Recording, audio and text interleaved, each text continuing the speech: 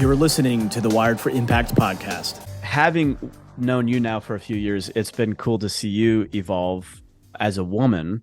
And if I may, this is probably not very kosher, I guess, if you want to call it that, but you've allowed your hair to go gray, silver, actually. And I just want to acknowledge you because you still have that feminine vibe. You're looking younger.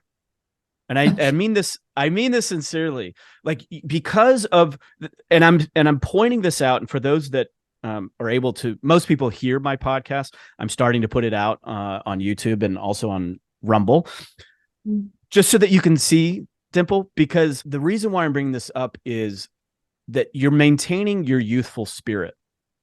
And that is very attractive to men, that energetically the energy is youthful, the fun, the vivaciousness, the radiance. And the other thing that I think is very attractive is the authenticity of the life stage. There's so many women that are trying to nip and tuck and all that kind of stuff, which I have no judgment on that either. I get it. Yeah. So long as the inside is still, it's not feeling empty, and you're thinking that the outside is going to solve the empty problems on the inside. If that's what you're doing, then men can feel that. But if you're maintaining yourself in whatever way you feel called to, but you still have that youthful, authentic energy on the inside, then the radiance and the attractiveness, I think, can stay. So I just wanted to acknowledge that, because I know a lot of women feel that's difficult, that they're losing their beauty, or that they're using their youth. But I think there's a way for women to maintain that. And to me, the word is grace. Like, there's a level of grace that a woman matures into that stands the test of time. It's timeless. And it's really cool to see you do that, because it's more rare these days. So I just wanted to acknowledge that. And for those that are listening, please go check out the YouTube or the Rumble, because you'll see what I'm talking about. Thank you. I received that fully, because it's been work. The reason why I'm bringing that up is because we're talking about polarity and youthful energy, and youthful presentation is meaningful for men. And to your point, it takes work. Can you talk a little bit about what that is for you, how you've done it, how you've maintained that, both physically, but also energetically and emotionally? Yeah. That has been a journey. The energetically, emotionally, physically, 3 elements has been a journey. And it started with intentionality. It started with, and it happened, I would say, Peter, in my sort of 49th stroke 50th year, when I decided that actually it was about time I started to love on me more than I loved on anybody else. It was about time I started to take care of me. Right. And I claimed that. It's quite the opposite to what people think and what I thought.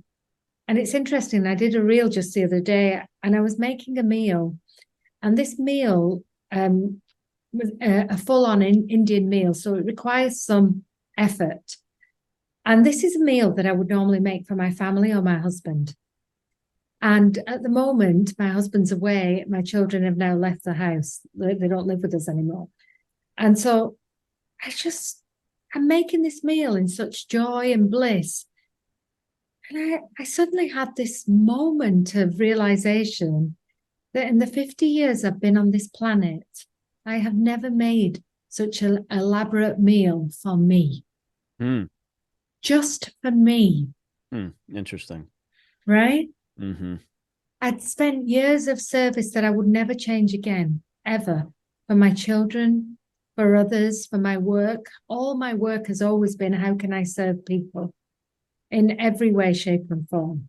And I would take care of myself. I'd go to the gym, I'd do all the things, but I'd do it from a place of wanting to maintain a physical persona, which is very different to the frequency that I hold now, which is inside out, not outside in. So now it's all about, how can I love on me more?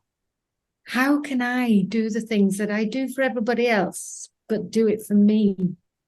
Right? So, like, I was at my sister's house the other day, and she has a trampoline, and I just wanted to jump on the trampoline in the rain. Why not? Right? She has Yes. two boys that are 12 and 10, and they're out there looking at their auntie in her pink, like rain mat, jumping on the trampoline. Right? That's awesome. And I can't stop myself from doing all these fun things. So, in answer to your question, I've really tapped into what I want, and then I do it unapologetically, and I don't put an age range on it. Like, I just do it. And I don't want to hide anymore, which is why I let my hair go. For 20 years, I've been this grey and dyeing it. And I don't want to anymore. This is who I am. And if I've reached a point where if you can't love me for who I am, I'm really okay with that. I still love you.